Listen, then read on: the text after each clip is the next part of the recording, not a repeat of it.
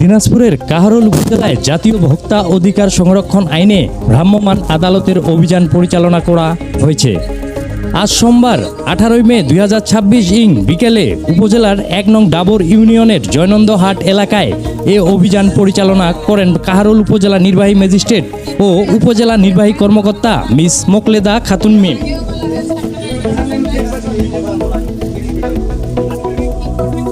এ সময় উপস্থিত ছিলেন জাতীয় ভোক্তা অধিকার সংরক্ষণ অধিদপ্তরের সহকারী পরিচালক বোরহান সিদ্দিকী সহ আইনশৃঙ্খলা বাহিনীর সদস্যরা।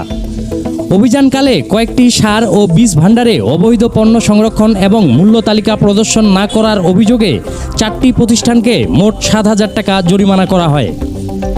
এছাড়াও মিমি সুইটস সহ আরও 4টি মিষ্টান্ন ভাণ্ডারে ভেজাল ও মেয়াদ উত্তীর্ণ খাদ্যপণ্য বিক্রি, কেক ও দইয়ের গায়ে উৎপাদন ও মেয়াদ উত্তীর্ণের তারিখ উল্লেখ না থাকায় সর্বমোট 7,500 টাকা জরিমানা আদায় করা হয়।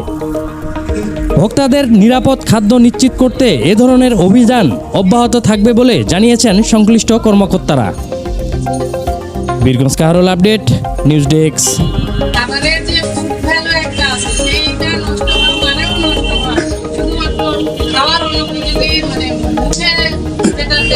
আমরা সেই পর্যায়ে না হলে মনে করি না কিন্তু এই বিষয়ে সচেতন হতে হবে। ঠিক আছে, আপনি আপনার বাচ্চার জন্য নেবেন, পরিবারের সবার জন্য নেবেন, ভালো উদ্দেশ্য নেবেন, সেটা যেন ভালোই হয়।